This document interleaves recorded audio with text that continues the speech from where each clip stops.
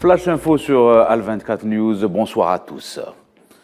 Le représentant permanent de l'Algérie auprès des Nations Unies, Nadir Larbaoui, a souligné devant l'Assemblée générale des Nations Unies à New York la nécessité de remédier à l'injustice historique subie par le continent africain au sein du Conseil de sécurité. Nadir Larbaoui a déclaré que l'Afrique était injustement absente dans les prises de décision internationales, notamment sur les questions liées à la région africaine. Selon des sources onusiennes, une deuxième cargaison d'engrais russes devrait être acheminée depuis l'Union européenne vers l'Afrique de l'Ouest. Une deuxième livraison après que les Nations Unies ont pu surmonter les obstacles liés aux sanctions à l'encontre de Moscou. Pour rappel, l'accord sur les céréales ukrainiennes a été prolongé pour 120 jours. En Palestine, des vedettes de l'occupation sioniste ont ciblé les bateaux de pêcheurs palestiniens au nord-ouest de la ville de Gaza par des canons à eau, selon des sources locales, qui ont révélé que les soldats israéliens ont tiré des balles réelles à des canons à eau en direction des bateaux de pêcheurs palestiniens, les obligeant à quitter la mer.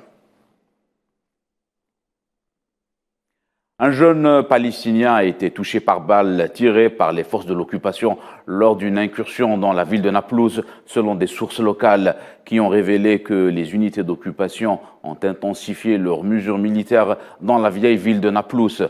Des émeutes ont éclaté entre les forces de l'occupation et des jeunes Palestiniens.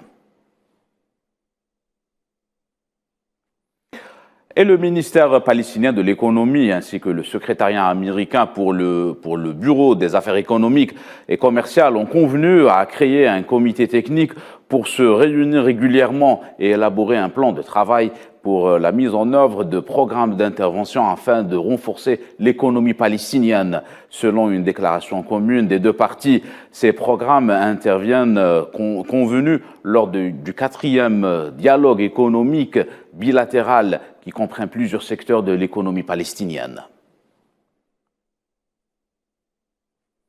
On reste dans la région en Syrie et des sources locales syriennes ont indiqué qu'une attaque de l'armée d'occupation sioniste a ciblé des points dans les régions centrales et côtières en mer Méditerranée, tuant 4 soldats et en blessant un autre. La même source a déclaré que les défenses aériennes syriennes ont intercepté l'armée d'occupation.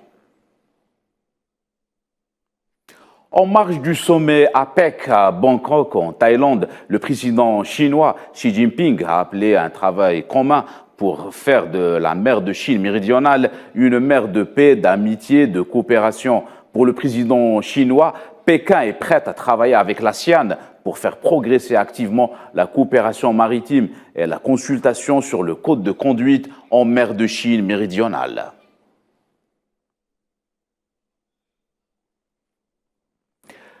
Et en péninsule coréenne, un nouveau missile balistique intercontinental, ICBM, a été testé par la Corée du Nord au lendemain d'une série record de tirs nord-coréens. Le lancement du CBM aurait échoué dans la deuxième phase de séparation, selon des sources militaires sud-coréennes.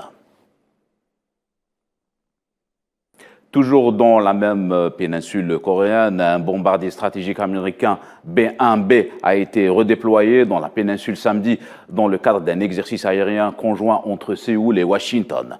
Ces opérations interviennent au lendemain du lancement d'un missile intercontinental par la Corée du Nord.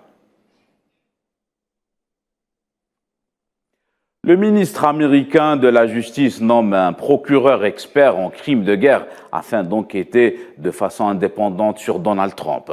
3 jours après sa déclaration de candidature à la présidentielle de 2024, Merrick Garland annonce lors d'une allocution télévisée avoir confié cette mission extrêmement sensible à Jack Smith, procureur basé à La Haye du tribunal spécial.